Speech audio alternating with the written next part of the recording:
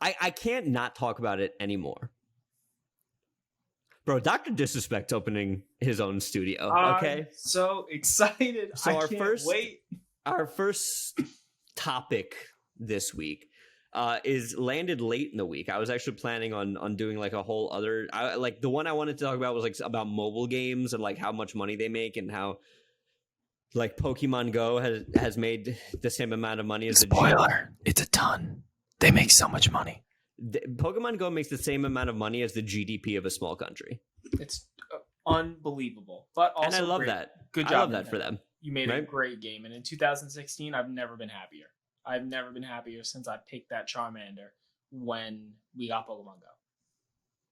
Team Blastoise. But anyway, Doc is opening his own studio. So DrDisrespect, he put out, and I'll pull up the article here so I don't sound like a total whack job. DrDisrespect, I pulled this up from Video Game Chronicle, which actually has a lot of good articles. They keep it like pretty spot on with their reporting, right? So just gonna read a little excerpt here. The popular streamer who once worked as a community manager and level designer at Call of Duty developer Sledgehammer Games is currently looking to recruit a studio head for the new business. DrDisrespect is in partnership with Boom TV, is taking the game industry on by storm and incubating a new AA/AAA gaming studio that has a unique twist on it. The job advertisement reads: the studio plans to forge a partnership with select list of mega influencers and then closely work with them to launch their dream gaming titles. Those titles will be either incubated or developed in partnership and co-developed with existing indie game developers and launched as mega titles. And this is what really jumped out to me. The successful candidate will be offered a co-founder position, promising a competitive salary and significant equity stake. So, this is awesome, right? Oh, yeah. Because to me, let me start at like the basics here. Number one, I'm a huge DrDisrespect fan. I love everything about him. I think the amount of talent, forget business sense, the amount of talent that man has is ridiculous. Because if he was just a YouTuber, right, it's easy to put on a personality for an 8-minute, 10-minute YouTube video. Mm-hmm. It is very impressive to put on a personality for 6 to 8 hour streams, 4 hours a week, and keep it going over time. Yeah. Right? He's like, if you think about it, DrDisrespect is a pro wrestler. Oh yeah. He has he basically took pro wrestling and applied it to video games, and it was hilarious. Like, it's the greatest thing. Greatest streamer. Right? So I think personally, he, more than any, maybe Ninja, has really gotten to the core of what it means to be able to monetize your own brand, right? I mean, he has he has an autobiography about his fake life. I love it. I love it. He has. Do we have confirmation of like what he actually looks like?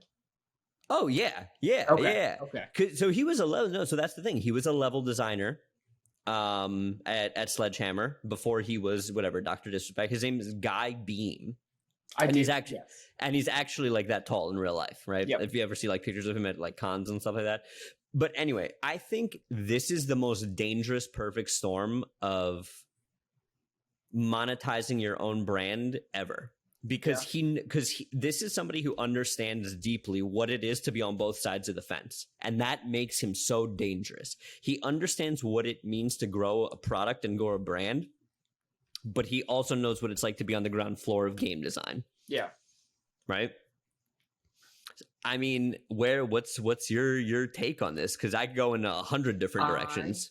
I'm really, really excited for the streamer aspect of it and having them design their own games for 2 very important reasons. One, they might put out a banger. And they just put out a really, really good game that's really well received. And it puts, hopefully, other game developers on notice that you can design games like this with the consumer in mind, without business analytics and engagement rates and all of these things that don't measure actual enjoyment. And you can make a successful game. Or they're going to make something trash. And I really, really hope that it's not just some community-based game where we get like a Miitopia, but you're basically fangirling over a bunch of streamers. And like, that's the game design. That's what I'm worried it's going to be. I'm worried it's going to be a community-based game instead of, depending on the streamer, not all of them do competitive games. Most of them are really good at building communities, and that's how they maintain their follower base. But I don't know how good they would be at game design. So here's my thing. Because all of those points I feel like hit the mark in one degree or another, right?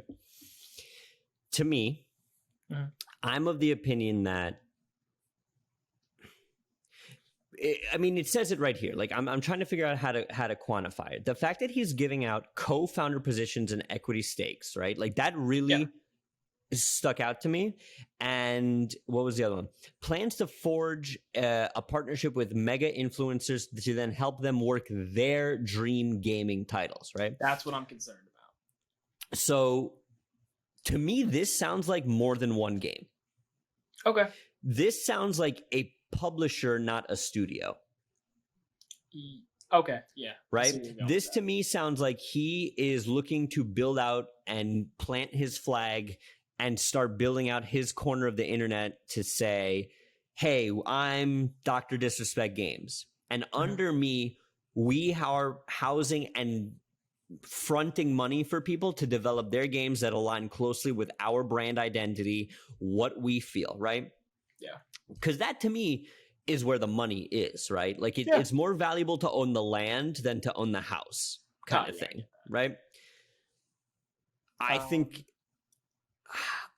this, it's just so cool. It's like, I know that's like super reductive and doesn't really get to the point, but it is just so goddamn cool. Yeah. That he's doing this. Yeah. In the grand scheme of things, it's like a barista from Starbucks starting their own coffee shop with all of the highest like all of the biggest coffee aficionados in the world. And but see, this is like I said before, and knowing what it's like to put in the work on a technical level, true. Right? Yeah. Because DrDisrespect, if like the scenario I'm picturing is he is in the unique position now where if they start developing games where he cannot ask anyone to do something that he himself doesn't know how to do. True. Which can only lead to success, right? So if so there is no disconnect, like, so with me, right? Yeah. When I'm doing a production or something like that, a lot of the times the biggest roadblock will be, misinterpretation of goals. Where if like a client or someone like that wants a finished product to look a certain way, but they don't understand the work or the technicality that goes into that, right? Yeah. And that puts roadblocks to getting to a polished finished product. But if someone says, hey, we have an issue with this line of code or this, then Doc could say, okay, I understand what it's going to take to fix that, and we can realistically adjust our horizons moving forward. Yeah. I think that's awesome. Yeah. I'm just like, we're looking at his background of he was a game developer for one of the Call of Duties. How much oversight did he actually see on it? Like it's my own ignorance of, I'm not familiar with levels of game development because we're inflating quite a bit of responsibility on him in that game design role. So as far as I understand from everything I've read up on it, he was a level designer, right? So he was in charge of blocking out maps, right? Okay. So at the base level, he was in charge of making sure that the map was technically fluid enough to create good gameplay situations. Okay. Yes, I guess like technically he might not have worked on everything, but he was definitely within the industry and certainly knows more than your average streamer about game design. 100%, right? Yeah. He's been on the other side. Yeah. My next thing is, and you know what? Let me Google this really quick. What do you think he's worth? Because he's got a lot of brand deals and a lot of big brand deals too. I can tell you how many subscribers he's got, and I can tell you how many total views he has. It is estimated. I just Googled it, and it says Yeah. its estimated net worth is around $6 million. Playing video games, that's not bad. But I also feel like it should be higher. I feel like $6 million is a low number for Doc. I mean, he could have his money tied up in something. Pulling down his net worth, potentially a gaming. Because like he has the DraftKings sponsorship, he has his own clothing line, he had the Gillette sponsorship, he had his own G Fuel flavor, and now he has his own Mountain Dew flavor.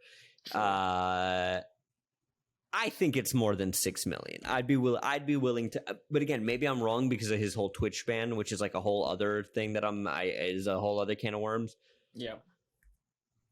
But yeah, I thought that was the coolest story of the week, and right.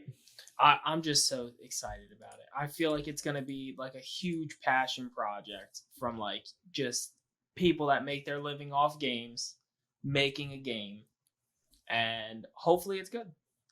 And I think if what you're saying is true and they do plan on having multiple IPs and multiple different types of games, that if he's just going to pull one mega streamer from each like genre, he gets like an RPG one, he gets a competitive game, he gets a community-based game, and he throws all of them out there. If one sticks, I think it's worth it. And I'm going to play all of them. Whatever game comes out of the studio, I'm going to at least try it. I would follow DrDisrespect into a burning house. I'm just going to say it. I would do it. Have you ever seen, and it's funny, I was actually talking to Nicole about this today, when he won like Streamer of the Year or something, the speech he gives? I have not seen the speech itself. It's like the greatest YouTube, like it's one of the most real life like hype moments ever. And I don't know if he planned it out like beforehand, but his whole thing, and he's like, so like people who call me and are going through a tough time, we're just going to get through it. One step back, 2 steps forward. We're going to dominate. We're going to climb the mountain, and we're only halfway up. And you're just like, oh, let's go. Let's go. I'm proud of him. I love it. All right. So that's my story this week. I think it opens a very interesting door to other creators wanting to branch off their own brand. Like, there's no reason that this couldn't have been Ninja. Ninja is as big of a brand as Doc. I agree, and I feel like he's a little more mainstream. Like 100%. My parents would know who Ninja is. I don't think they know who DrDisrespect is. And it's your fault for not educating them. I mean, yes, I'm incorrect.